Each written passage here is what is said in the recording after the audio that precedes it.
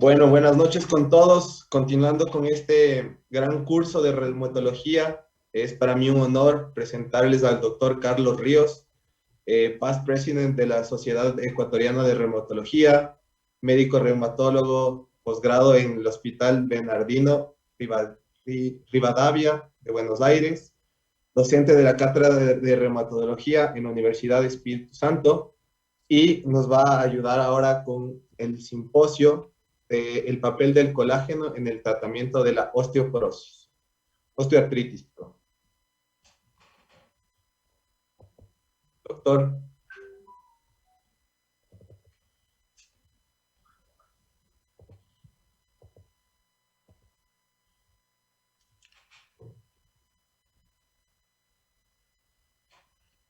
Bueno, muchísimas gracias por la presentación y muchísimas gracias por haberme invitado a tocar el tema del papel del colágeno en la osteoartritis. Estos son los conflictos de interés para esta charla. Sin embargo, todo el material que les voy a presentar es personal y no tengo ninguna injerencia con el laboratorio.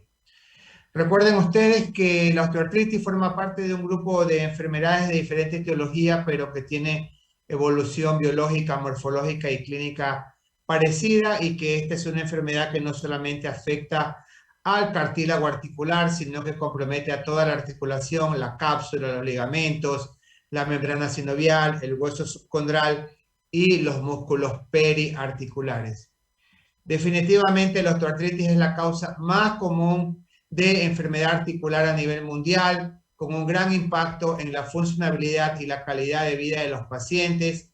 Constituye más del 90% de las causas de reemplazo articular, principalmente para rodilla y cadera, alta incidencia y prevalencia, y existen millones de personas afectadas de osteoartritis a nivel mundial.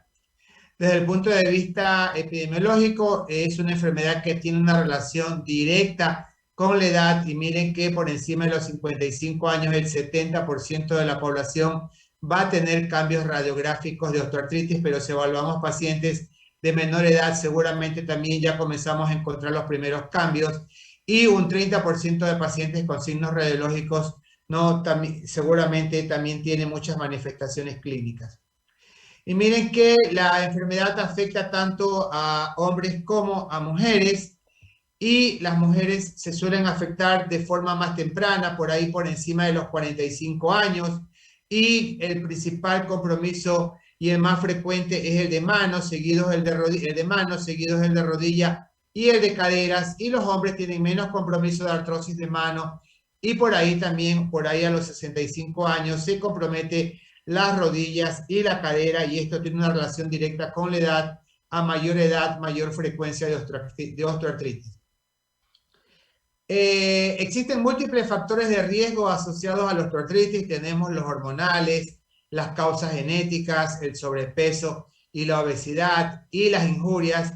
Y lo que sabemos es que algunas de estas causas o algunas de estas alteraciones pueden provocar alteraciones a nivel del cartílago articular, con incremento de la producción de citoquinas proinflamatorias, trastornos biomecánicos asociados a la obesidad, principalmente algunas enfermedades como la diabetes, la hipertensión u otras enfermedades metabólicas también causan alteraciones a nivel del cartílago articular, y lo que sabemos el día de hoy es que se produce inflamación, daño y erosión del cartílago articular, daño a nivel del hueso subcondral y presencia de osteofitos que son característicos de la enfermedad, generando dolor que puede ser central o periférico con alteración de la funcionabilidad del paciente. Y miren que les comentaba en este momento algunas causas metabólicas y algunas causas hormonales, y la artrosis comienza a aparecer por ahí a los 45 años, y se piensa que esta relación de artrosis con trastornos hormonales femeninos tiene mucho que ver con la posmenopausia, que también anda por ahí a los 45-50 años, y existe mucha información que relaciona la deficiencia de estrógenos con el inicio de los síntomas articulares en muchos pacientes. Y es más, una de las características de la menopausia es que tienen un cuadro articular similar a la osteoartritis, que suelen mejorar con terapia de reemplazo hormonal. Y miren que esta deficiencia de estrógenos puede provocar reducción del cartílago articular, trastornos a nivel del hueso subcondral, disminución de proliferación a nivel de la membrana sinovial y también pérdida de masa muscular con disminución de la formación de músculo, todo esto relacionado con la deficiencia estrogénica en muchas pacientes. Esta osteoartritis se suele clasificar en idiopática o primaria y secundaria, y la idiopática, la más común, es las manos, los pies y las rodillas, y dentro de las secundarias tenemos las asociadas a traumas, las congénitas, las metabólicas, hemocromatosis, hemosiderosis, pacientes con diabetes mellitus, las asociadas a enfermedad por depósitos de fosfatos básicos cálcicos, los trastornos metabólicos como la gota, la pseudogota y otras causas asociadas como las neuroartropatías. Y miren que más recientemente, desde hace algún tiempo, se comienza a indicar que existen varios fenotipos de artrosis, y ahí tenemos el fenotipo metabólico, el asociado a sinovitis, el asociado a daño del hueso subcondral, el traumático y algunos que están relacionados con causas directamente genéticas. Esta tabla es una propuesta para la diferenciación de los diferentes fenotipos de osteoartritis, y se cree que el postraumático puede ser agudo y está presente habitualmente en pacientes menores de 45 años y puede ser provocado por estrés mecánico. Un ejemplo de eso es los deportistas que tienen una acción repetitiva sobre la articulación. Los futbolistas suelen desarrollar artrosis de rodillas y tobillos, los basquetbolistas de columna y cadera habitualmente. Y el metabólico, mediana edad entre 45 y 65 años, estrés mecánico, aumento de las adipocinas, hiperglicemia, desequilibrio hormonal, deficiencia de los estrógenos. El asociado al envejecimiento por envejecimiento de los condrocitos y acúmulo de productos finales de glucosilación. Y luego tenemos el genético, principalmente esta variante que se presenta en mujeres jóvenes con compromiso de manos y presencia de nódulos de Heberden, que suele ser hereditario en una gran cantidad de pacientes. Se piensa que la osteoartritis, o se sabe que la osteoartritis es una enfermedad degenerativa, pero el hallazgo clásico de inflamación no aparece inicialmente. Sin embargo, a medida que la enfermedad progresa, se puede desarrollar sinovitis, principalmente en aquellos pacientes que tienen una artrosis asociada a otras enfermedades como el pirofosfato de calcio, los fosfatos básicos cálcicos u otra enfermedad inflamatoria, y se presenta el derrame sinovial que luego se puede complicar por sobreuso y que habitualmente se detecta por resonancia magnética y ultrasonografía en muchos pacientes.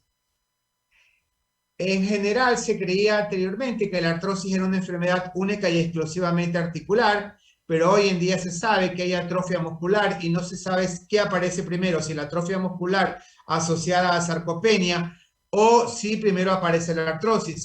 Parecería ser que la sarcopenia y la artrosis van ahí de la mano. Hay daño del hueso subcondral, hay hipertrofia sinovial, hay daño a nivel de los ligamentos, daño meniscal y presencia de osteofitos. Por lo tanto, la artrosis afecta a toda la articulación.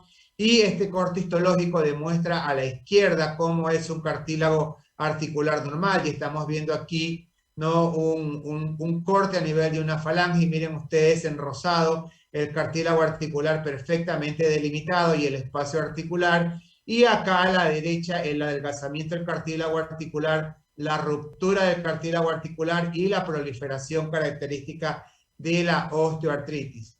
Algunos pacientes pueden comenzar a tener cambios tempranos en la vida, y se sabe que la inflamación a nivel de la grasa de Hoffa, la hofitis, puede ser predictora del desarrollo de artritis más adelante, y esto puede verse en resonancia, pero también pueden verse cambios inflamatorios y presencia de líquido sinovial.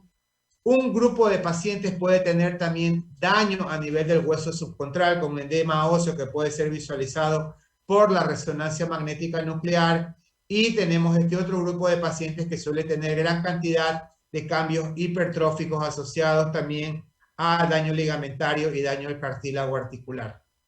Sabemos bastante bien que el desequilibrio del cartílago articular, las fuerzas mecánicas excesivas y la edad se relacionan con aumento de citoquinas proinflamatorias, quimoquinas, alteración de factores de crecimiento y enzimas proteolíticas que lesionan el cartílago provocando un desbalance del mismo y provocando dolor nociceptivo y dolor neuropático, y hasta el 40% de los pacientes con osteoartritis pueden tener dolor neuropático. Por eso es que en algunas ocasiones muchos de estos pacientes no mejoran solamente con los antiinflamatorios y pueden mejorar con otro tipo de medicamentos como los anticonvulsivantes, en este caso la pregabalina, o con algunos antidepresivos.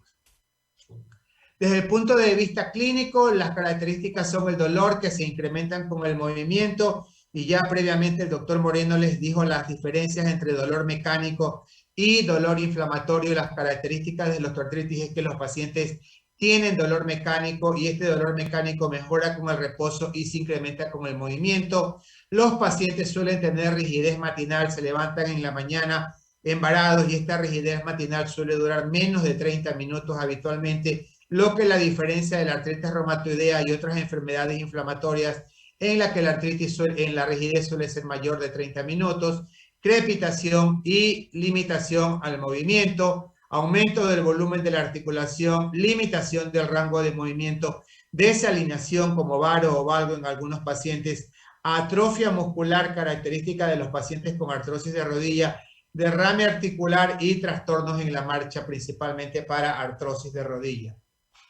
Las articulaciones que se afectan con mayor frecuencia las tienen aquí ustedes evaluadas. En manos se afectan habitualmente las interfalángicas distales y las interfalángicas proximales, columna cervical, columna lumbar, columna dorsal, caderas, rodillas y la primera metatarsofalángica del pie. Y miren que no se afecta el codo, el hombro ni el tobillo, pero cuando hay una alteración a nivel de los hombros, hay que pensar que no estemos ante una enfermedad por depósito de fosfatos básicos cálcicos. Y esta es la imagen típica de una osteoartritis de mano, y esto que están viendo aquí se llaman nódulos de Heberdén y nódulos de Buchar, y cuando están presentes el diagnóstico seguramente va a ser osteoartritis, y lo mismo sucede en los pies de esta paciente que tiene un hallux bilateral característico de una alteración por osteoartritis. Y esta es una enfermedad lenta y progresiva, y ustedes pueden ver aquí en esta diapositiva cómo inicialmente había una disminución del espacio articular que más adelante se incrementó hasta que se deteriora totalmente la articulación con desaparición del espacio articular y limitación al movimiento de la misma. Esta es una enfermedad lenta y progresiva, pueden pasar muchos años entre los primeros síntomas y los cambios radiográficos. No sabemos qué es lo que empieza primero, si el daño articular o el daño subcondral o la pérdida de masa muscular, y 10% de pacientes con osteoartritis pueden tener una enfermedad rápidamente progresiva, similar a otras enfermedades inflamatorias.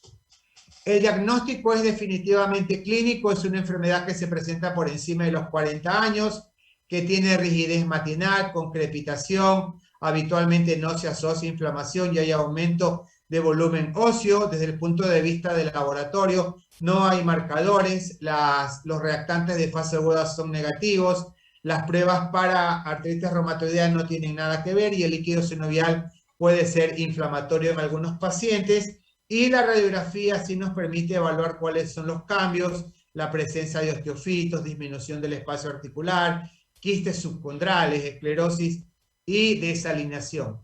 Pero no todo paciente que tiene dolor articular tiene osteoartritis y siempre hay que hacer un diagnóstico diferencial. Y miren que en el caso de la rodilla hay que descartar bursitis, tendinitis patelar bilateral, ¿no? Trastornos a nivel de la bursa semimembranosa, tendinosis de los cuádriceps, y lo mismo puede suceder en otros lugares. A nivel de las manos no solamente podemos tener nódulos asociados a artrosis, sino que también podemos tener en algunas ocasiones tofos que puedan estar en ese lugar y que generen dolor en algunos casos.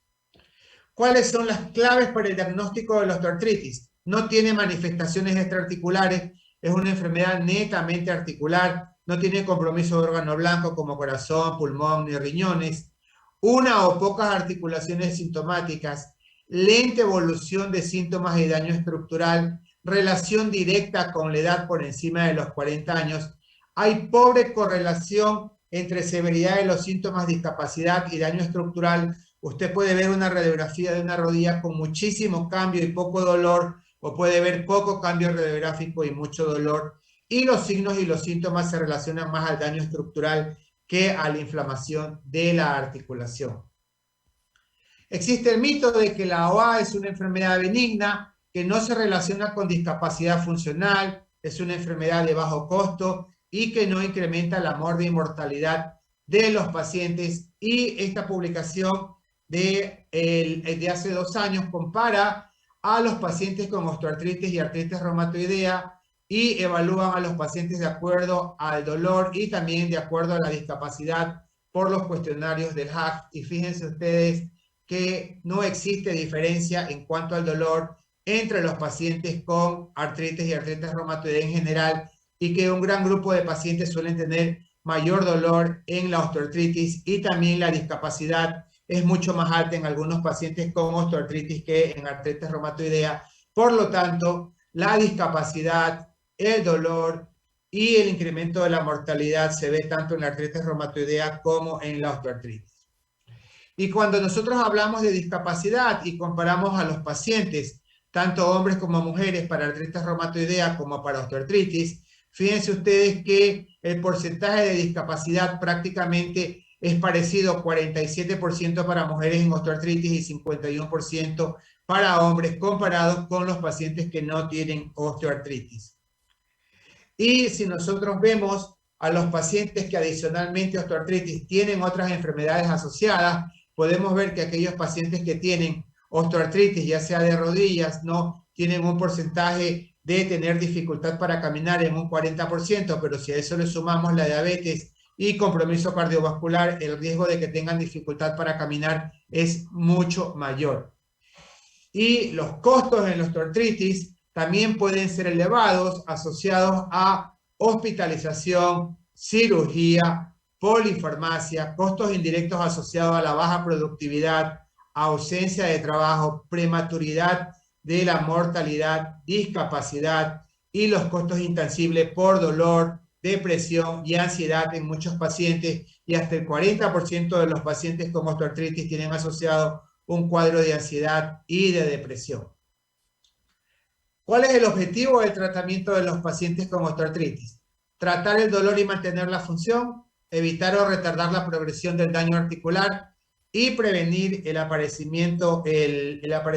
prevenir los daños asociados a las complicaciones de la misma enfermedad. Miren, estas son las guías publicadas en el año 2019 por el SEO para el tratamiento farmacológico de la osteoartritis, y ellos recomiendan inicialmente utilizar una droga modificadora de enfermedad, se llaman cisadoas o DMARD, y ahí tienen a la glucosamina, la condroitina, los insaponificables de palta y soja, y a la diacereína. Manejar a los pacientes con paracetamol a demanda, y si los pacientes no mejoran, utilizar AINES tópicos orales, y si el paciente lo requiere, podemos utilizar inyecciones intraarticulares de corticoides o ácido hialurónico, y también podemos utilizar opioides débiles como acabamos de ver y antidepresivos como la duloxetina. Y estas son las guías mexicanas adaptadas recientemente, y ellos indican que los pacientes, los médicos de primer nivel, pueden indicar a los pacientes drogas modificadoras de enfermedad, control de peso, educación y ejercicio, y si los pacientes no mejoran, deben ser derivados al médico especialista para que éste continúe, ya sea con antiinflamatorios, opioides, duloxetina, y el uso de antiinflamatorios tiene que ser dado de acuerdo al riesgo de compromiso gastrointestinal, cardiovascular y renal. Y si los pacientes tienen incrementado el riesgo de compromiso gastrointestinal, seguramente tendremos que utilizar un inhibidor específico de la COX-2 con protector de un inhibidor de bomba. Y si los pacientes tienen elevado el riesgo de complicaciones cardiovasculares, los estudios han demostrado que ningún antiinflamatorio es seguro. No es seguro naproxeno, no es seguro ibuprofeno, y no es seguro los inhibidores de la COX-2. Y un trabajo publicado en el año 2016 comparó naproxeno, ibuprofeno y celecoxib y demostró que el riesgo cardiovascular era idéntico para los 3 medicamentos. Y si los pacientes tienen alteración de la función renal, tienen menos de 30 mililitros de depuración, no se tiene que prescribir antiinflamatorios. Y estas son las guías del Colegio Americano de Reumatología publicados en el año 2019, y ellos recomiendan que los pacientes pueden utilizar antiinflamatorios tópicos o pueden utilizar antiinflamatorios locales, antiinflamatorios no esteroides, glucocorticoides intraarticulares, ¿no? También recomiendan el paracetamol, la duloxetina, que es un antidepresivo que tiene un efecto bastante importante en la depresión y en el dolor y que también se lo utiliza en la fibromialgia, el tramadol, y luego dicen que algunos pueden ser recomendados, pero condicionalmente, la colchicina y la vitamina D, y los que no están recomendados, los bifosfonatos, la glucosamina, la condroitina, la hidroxicloroquina y el metotrexate. Y la pregunta que siempre viene de cajón es si el uso de plasma rico en plaquetas o las células madres están indicados. Y miren que el Colegio Americano de Reumatología contraindica el uso de estos medicamentos para artrosis de rodilla y para artrosis de cadera definitivamente. Entonces, la pregunta de la charla es, ¿tiene utilidad el colágeno en el manejo de la osteoartritis? ¿Hay realmente evidencia científica que soporte el uso de esta sustancia en estos pacientes? Y a mí me gustaría que me ayuden a responder esta pregunta. Y yo quiero saber si ustedes utilizan suplementos de colágeno en sus pacientes. ¿Me pueden poner la pregunta? ¿Sí o no?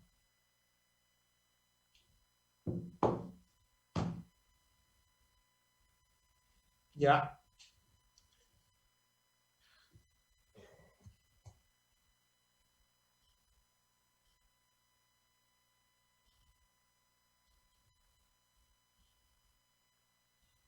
¿Estamos?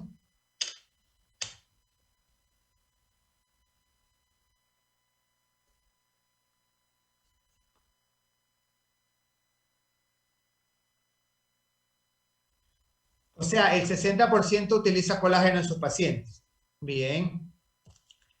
Y entonces, les quiero preguntar si ustedes creen que el suplemento de colágeno sirve en el manejo de la osteoartritis. Pongámosle otra pregunta.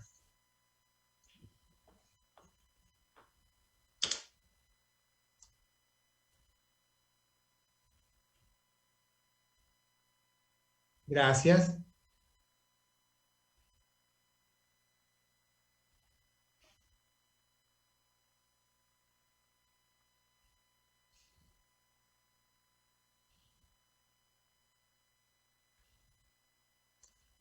Vamos.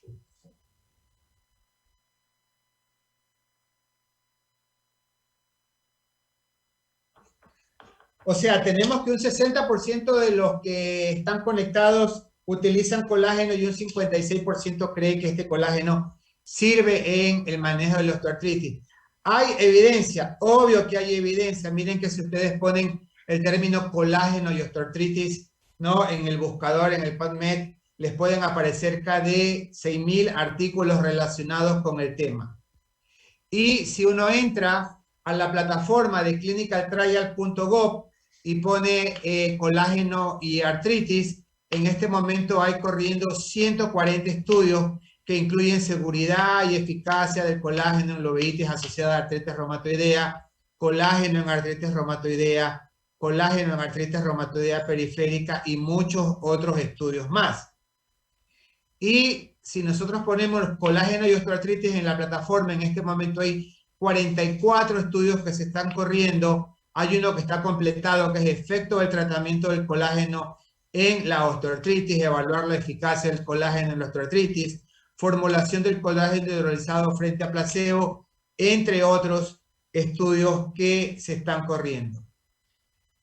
Y si cruzamos colágeno y piel, hay 157 estudios que en este momento se encuentran corriendo. Por lo tanto, hay publicación científica en las redes, en las plataformas, y hay estudios en las plataformas del clinicaltrial.gov. Las fibras de colágeno son estructuras proteicas, representan la mayor proporción del cartílago articular, son aproximadamente 60% del peso seco del cartílago articular, y la estructura del cartílago hialino está formado principalmente por colágeno tipo 2 y en menor proporción por otros tipos de colágenos, el colágeno 9, el 10, el 11 y el 12. Y estas fibras de colágeno son responsables, ¿no?, de la resistencia del cartílago y de la capacidad para resistir las fuerzas mecánicas en el caso de que los pacientes pongan o hagan que el paciente tenga un estrés a nivel del cartílago. Los derivados del colágeno han tratado de ser catalogados como candidatos a drogas modificadoras de enfermedad en osteoartritis. Existen 3 tipos de derivados: el desnaturalizado, la gelatina de colágeno y el colágeno hidrolizado, que es el que se tiene que utilizar porque es el que mejor se absorbe a través de la pared del intestino. Habitualmente se administra por vía oral, se absorbe a nivel intestinal y algunos estudios in vitro han demostrado que estimula la síntesis de proteoglicanos, ¿no? y colágeno en condrocitos articulares de bovino, y que tiene un efecto antagonista de la degradación del cartílago articular durante la progresión de la artrosis.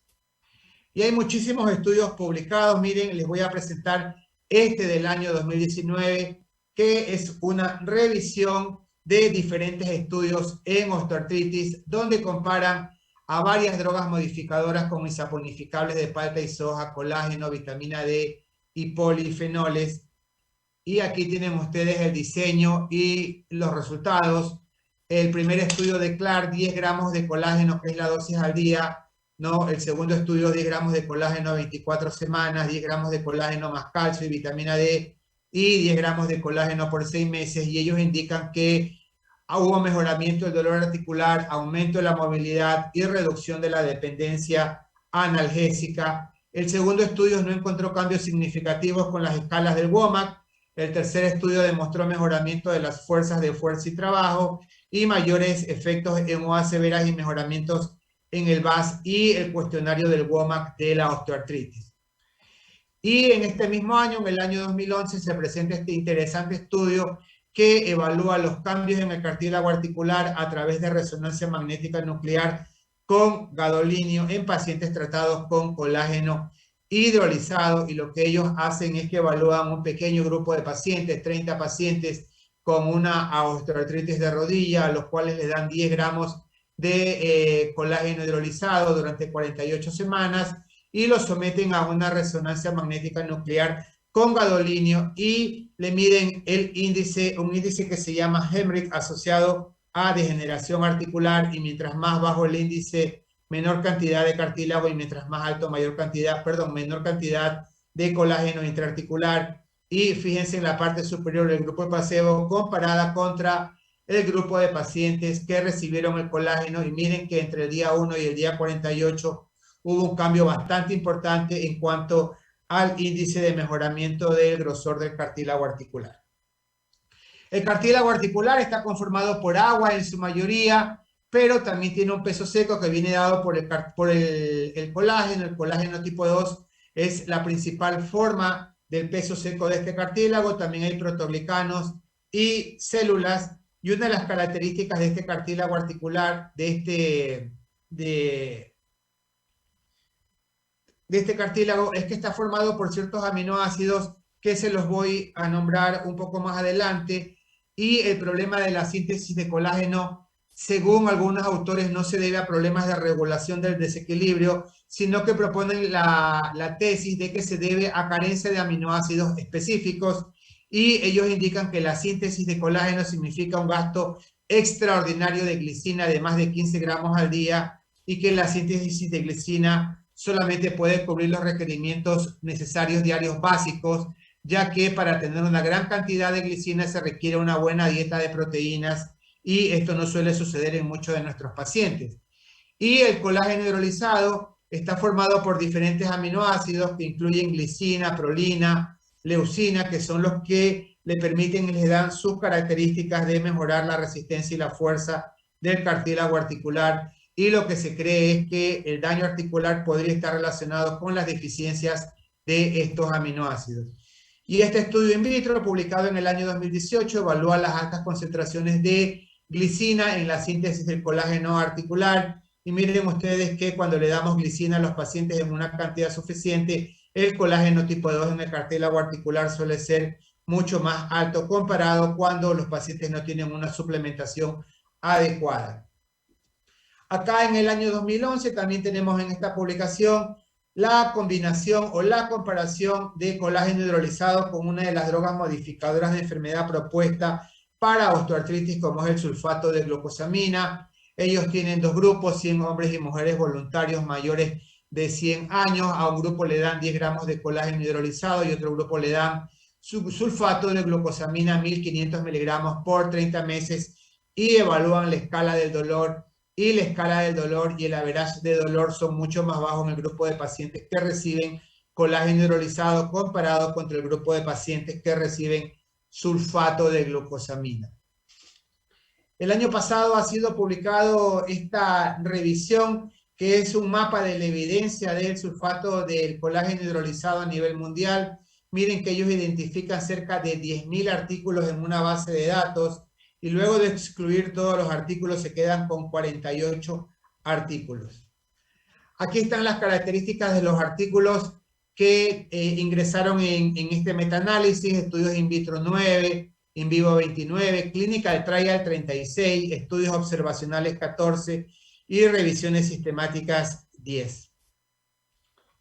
Y desde el año 2015 la cantidad de publicaciones relacionadas con colágeno en osteoartritis se han visto incrementada de forma sustancial, y la gran mayoría de estos estudios vienen dados por clinical trial para tratar de demostrar la evidencia de la glucosamina en la osteoartritis. 10.000 registros, 41 estudios publicados, y la conclusión que ellos sacan es que la evidencia actual muestra cierto potencial del uso de colágeno hidrolizado como una opción para el manejo de la osteoartritis, pero creen que todavía faltan más estudios y más investigación clínica para llegar a una conclusión definitiva. Y acá tienen otra publicación que evalúa el efecto del colágeno y la suplementación en pacientes con sintomatología de osteoartritis, publicado en el año 2018. Y este metaanálisis evalúa la respuesta de pacientes con osteoartritis al sulfato de glucosamina. Toman 114 estudios, se quedan con 5 estudios que cumplen con los criterios, y ellos evalúan a los pacientes de acuerdo al índice de WOMAC y comparan a los pacientes que reciben colágeno contra el placebo, y de forma general hay una mejoría significativa en el grupo de placebo, en el grupo de pacientes que reciben colágeno contra placebo. Pero cuando ellos abren o dividen los puntos del WOMAC, no hubo diferencias en el grupo en relación a dolor, sí hubo diferencias en cuanto a rigidez y no hubo diferencias en cuanto a limitación de la funcionalidad. Y cuando se evalúa la escala de Likert, esta también fue mucho mejor en el grupo de pacientes que recibían colágeno comparados contra el placebo. Y lo que ellos indican es que este estudio demostró que es eficaz para mejorar los síntomas de osteoartritis por disminución del índice de WOMAC total y la escala del dolor. Y los pacientes también pueden, también hay estudios que evalúan la suplementación de colágeno y la composición corporal, principalmente en gente que hace actividad física. Ellos evaluaron cerca de 900 estudios, se quedaron con 15 estudios, y los resultados de este estudio en atletas, miren, aquí tienen 97 atletas, 55, 139, los suplementaron con 10 miligramos de colágeno hidrolizado, otro estudio utilizó 40, 5, y lo que ellos demostraron es que estos atletas después de la actividad tenían menos dolor articular, menos dolor en reposo, y tenían menos dolor al hacer otras actividades físicas, aumento de la extensión de rodillas, disminución del dolor en ambos grupos, aumento de la función percibida en tobillo, y también evaluaron la parte musculoesquelética, y ellos indican que hubo un aumento en la zona de la masa muscular sin grasa y disminución de la masa grasa también en el músculo. Por lo tanto, concluyen que la suplementación de colágeno con ejercicio puede ser beneficiosa para tratar los trastornos degenerativos en huesos y articulaciones de personas que hacen actividad física. Y si es cierto que no hay aval del Colegio Americano de Reumatología ni del EULAR para el uso de péptidos de colágeno bioactivos, el grupo de trabajo de reumatólogos mexicanos de osteoartritis ha publicado esto en el año 2018 en la revista de Medicina Interna, y ellos indican que los ISADOA son condroitina, glucosamina y que también pueden estar indicados el uso de péptidos de colágeno bioactivos. Lo que les decía hace un rato, recuerden que la ansiedad y la depresión pueden estar presentes en los pacientes con osteoartritis y que esto puede complicar más la enfermedad y que tiene que ser un punto a tratar en muchos de estos pacientes.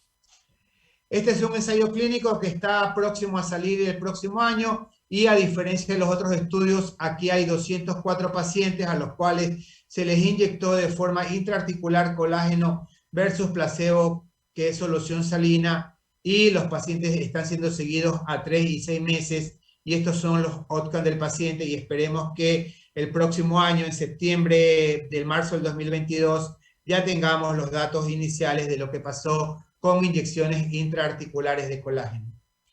Recuerden ustedes que la osteoartritis es una enfermedad degenerativa y que el tratamiento es multidisciplinario, que incluye al reumatólogo, al fisiatra, al traumatólogo, al fisioterapista, que actualmente el colágeno es considerado como un suplemento nutricional y que algunos estudios sugieren que disminuye el dolor y mejora las actividades en los pacientes con osteoartritis y que también parecería tener un efecto en el dolor y la función de los deportistas. No está aprobado por FDA ni EMA como una droga modificadora de osteoartritis. Hay múltiples estudios en proceso que están buscando la utilidad de este suplemento y actualmente las fuentes de péptidos de colágeno hidrolizados son el bovino, el porcino, el marino y el avícola, así que hay diferentes tipos de colágeno hidrolizado que es el que se tiene que utilizar habitualmente. Recordarles simplemente que esta es la última charla del día y que mañana tendremos charlas muy interesantes, ¿no? Como el simposio de Pfizer de tofacitinib 10 años, vitamina D suplementación y el de osteoporosis que va a estar muy interesante con osteoporosis con alto riesgo de fracturas. Y este tema que no lo hemos tratado nunca, que es cuidado del metabolismo mineral en pacientes transgénero y osteoporosis en pacientes con cirugía bariátrica y espero poder verlos de forma presencial el próximo año en Manta si la situación nos los permite. Muchísimas gracias por haberme escuchado y estoy presto para sus preguntas.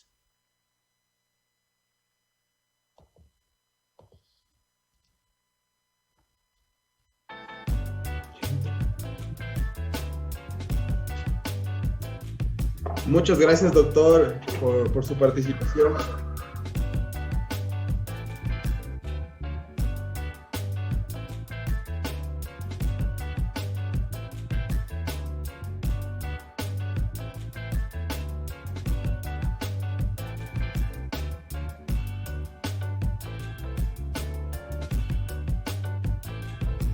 Muchas gracias, doctor, por su participación. Súper interesante el tema. Creo que hemos revisado bastantes puntos. Hay aquí algunas preguntas que le voy a ir nombrando para que nos pueda ayudar a ir solventando las mismas. La primera dice, ¿cuáles son los principales beneficios del colágeno en pacientes con osteoartritis? Bueno, eso es lo que les acabo de comentar en este momento, ¿no? Los estudios indican que los pacientes que reciben suplementación de colágeno tienen menos dolor y ahorran un poco el consumo de antiinflamatorios y los estudios en atletas también demuestran que la suplementación más actividad física podría mejorar la masa muscular. De acuerdo. Otra pregunta, doctor, de Gina Díaz. Dice, ¿el ácido hialurónico qué tan recomendable para la osteoartritis en rodilla? Hola Gina, muchas gracias por tu pregunta. Si los pacientes tienen la indicación, mira que las guías del Colegio Americano de Reumatología y las guías del ESEO recomiendan que puede ser utilizado inyecciones intraarticulares de ácido hialurónico y de glucocorticoides en estos pacientes. Muchas gracias, doctor. El doctor Edgar Pino nos pregunta, ¿con cuáles AINES sus pacientes han evolucionado mejor? Bueno, mira Edgar, qué interesante pregunta que me haces. No te puedo decir con qué AINES mis pacientes han evolucionado mejor. Existen diferentes tipos de AINES, los inhibidores específicos de la COX y los no COX. Ahí tenemos a los no COX, al diclofenaco, al ibuprofeno, al naproxeno, al ketorolaco y a los COX-2, al celecoxib y al toricoxib. Yo creo que cada paciente, no hay un paciente igual a otro, que uno tiene que elegir el tipo de antiinflamatorio específico para cada paciente y también tiene que evaluar las comorbilidades de los pacientes. Si yo tengo un paciente que no tiene ningún riesgo gastrointestinal, ningún riesgo cardiovascular y ningún riesgo renal, puedo utilizar cualquier antiinflamatorio. Y ahí sí te puedo decir mi preferencia, y a mí me parece que dentro del grupo de los NOCOX-2, diclofenaco tiene muchísima potencia antiinflamatoria, al igual que naproxeno, pero naproxeno tiene mayor cantidad de eventos adversos a nivel gastrointestinal, por eso prefiero evitarlo y me quedo con diclofenac sódico. Y ketorolaco también tiene mucha potencia, pero ketorolaco también tiene incrementado el riesgo de complicaciones gastrointestinales y hay que tratar de utilizarlo por pocos días. Si yo tengo un paciente que tiene un dolor, que tiene incrementado el riesgo de complicaciones gastrointestinales, utilizaría un inhibidor de la COX-2 como Celecoxib o Etoricoxib. Y si tengo un VAS del dolor menos de 7, por ahí puedo utilizar cualquiera de los dos, pero si tengo un VAS más alto, 10, definitivamente me parece que Etoricoxib tiene mucha mayor potencia antiinflamatoria. Así que cada paciente es totalmente diferente y lo que te recomendaría es que vayas haciendo un poco de experiencia con la explicación que te acabo de hacer en relación a las comorbilidades de los pacientes. Muchas gracias, doctor. José Vega nos dice, la osteoartritis erosiva de Peter causa importante incapacidad funcional en manos. Los AINES no siempre se pueden usar en forma crónica. ¿Cuáles resultados se han obtenido con algunos modificadores de enfermedad? Uy, José, ¿qué pregunta me haces? Una pregunta dificilísima. Definitivamente existe esta variante de osteoartritis erosiva que se comporta en algunas ocasiones inclusive como una artritis reumatoidea, y en esos casos algunos reumatólogos utilizan hidroxicloroquina, que no ha demostrado ser muy efectiva realmente, y otros utilizan metotrexate. Pero si tú te fijas en las guías indican que no se deberían utilizar estos medicamentos, pero si no nos queda otra opción y tenemos una osteoartrosis erosiva con mucha inflamación, dosis bajas de glucocorticoides y de metotrexate podrían ser utilizadas. Perfecto, doctor. Aquí nos hacen otra pregunta. ¿Es útil en osteoartritis la glucosamina o la diacerina? Ambos son considerados drogas modificadoras de enfermedad con estudios muy contradictorios. Todos tienen estudios muy contradictorios. El sulfato de glucosamina y la condroitina parecería ser que también disminuyen el dolor. En relación a la diacereína, te digo que la diacereína es muy buena, pero tiene algunos eventos adversos como diarrea, y eso hace que no se la utilice con mucha frecuencia. De acuerdo. Judith Buenavista nos dice, ¿cuál colágeno recomienda en vía oral? Bueno, el colágeno más efectivo es el colágeno hidrolizado, porque es el que tiene menor peso molecular y el que se absorbe a nivel intestinal, y la dosis indicada son 10 gramos por día. Perfecto. Carlos Leal nos dice, muy buena ponencia. El uso el uso de bifosfonatos, entonces queda relegado solo a fases iniciales de osteoporosis. En este caso, la guía del Colegio Americano marca bifosfonatos porque algunos estudios publicados sugerían de que los bifosfonatos podrían disminuir la progresión de la osteoartritis, pero no están recomendados los bifosfonatos en osteoartritis. Los bifosfonatos están indicados en pacientes con osteoporosis. De acuerdo, doctor. Julián Camargo nos dice, doctor Ríos, en el momento de un abordaje de un paciente con osteoartritis, ¿cuándo es el momento correcto de administrar colágeno? Wow.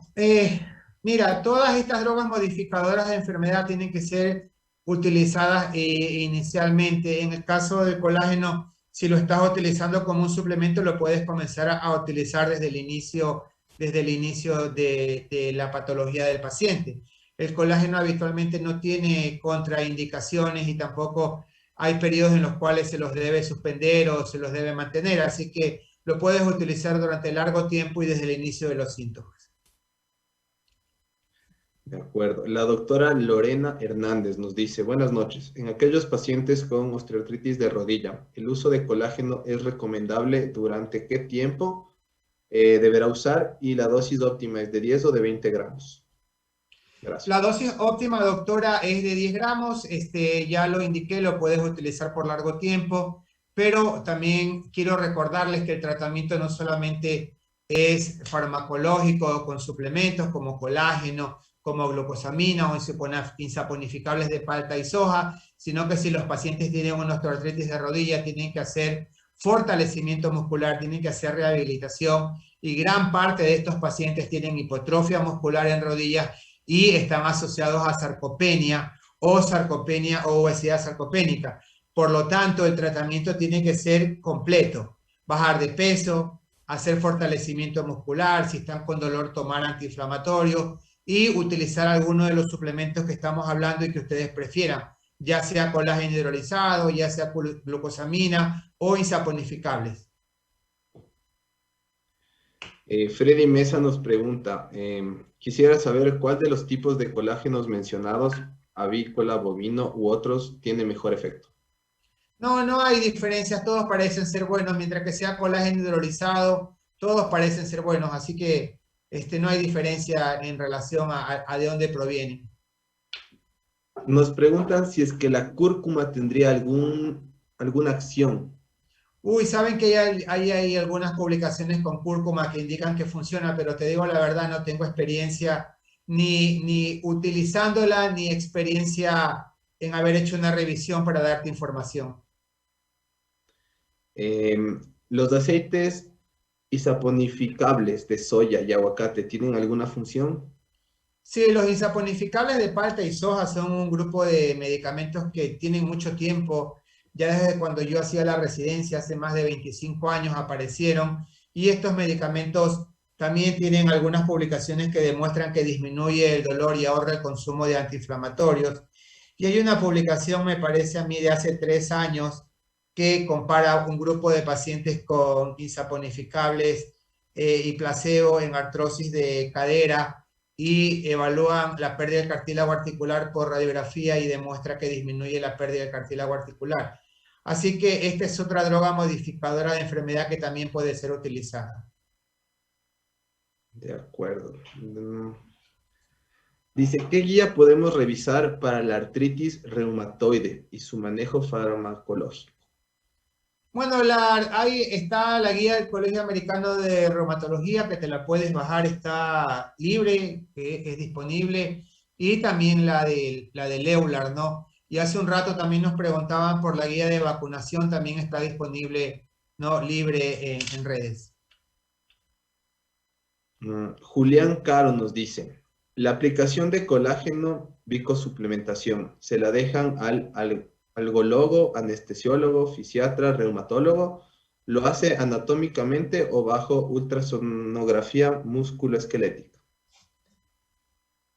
Bueno, no se aplica colágeno intraarticular. Cuidado, vayan a tomar estas ampollas de colágeno cutáneo para la parte dermatológica y la vayan a aplicar en las rodillas. No, no se aplica colágeno intraarticular. Hay un estudio que están corriendo, pero no se aplica. El colágeno se toma por boca, y en el caso de viscosuplementación o en el caso de infiltraciones intraarticulares, yo sí le diría que lo tiene que hacer un médico con experiencia, y en este caso puede ser el reumatólogo o el traumatólogo. Mariana Salinas nos dice, buenas noches, quisiera saber en la experiencia del doctor Ríos, ¿suele usar colágeno en sus pacientes y qué beneficios ha visto en ellos? Sí, sí le suelo dar suplementos de colágeno a mis pacientes, pero es como te acabo de indicar, es el tratamiento multidisciplinario. Nosotros en el centro, nuestros pacientes con artrosis son todos evaluados por el médico fisiatra. Si el paciente tiene pérdida de masa muscular, principalmente en la rodilla, lo trabajamos en el gimnasio con el fisioterapista, ejercicios de fortalecimiento muscular con bandas, electroestimulación, reeducación de marcha. No solamente es la suplementación del colágeno, la suplementación de la condroitina o la diacereína o los insaponificables. Si no haces un tratamiento no completo, seguramente el paciente no va a mejorar. Y esto se lo tienen que explicar a los pacientes, porque muchos pacientes piensan que una pastilla, un antiinflamatorio o un suplemento de colágeno no va a ser suficiente para que ellos puedan recobrar una buena movilidad y una calidad de vida óptima. Muchas gracias, doctor. Dice aquí Luz Campos, en pacientes asmáticos, ¿qué terapia es recomendable en osteoartritis? Depende, porque si el paciente es asmático y no tiene ninguna contraindicación para los antiinflamatorios, los analgésicos o alguno de los medicamentos que hemos comentado, el paciente tiene que hacer la terapia igual a cualquier otro tipo de pacientes, así que no hay ninguna diferencia. La última pregunta, doctor. Cristóbal Rodas nos dice, buenas noches. ¿Agregar colágeno y vitamina D es recomendable para el tratamiento? Son dos cosas totalmente diferentes. El uno es un suplemento, ¿no?, que le va a proveer al cartílago aminoácidos esenciales como valina, leucina y isoleucina. Y la vitamina D forma parte del complejo hormonal D y su principal mecanismo de acción es incrementar la absorción de calcio a nivel intestinal, más otras 200 acciones que tiene. Por lo tanto, la vitamina D lo que va a hacer es mejorar la absorción de calcio, disminuir el riesgo de tener un hiperparatiroidismo secundario y disminuir el riesgo de osteoporosis, y son dos cosas totalmente diferentes. Lo que sí te puedo decir, Cristóbal, es que el 60 al 70% de la población ecuatoriana tiene niveles inadecuados de vitamina D y que antes de suplementar a un paciente con vitamina D lo que deberías hacer es medir los niveles. Si están por debajo de 30, ese paciente tiene que ser suplementado con vitamina D, y si está por encima de 30, el paciente no debe recibir suplementación porque no hay que suplementar a todos.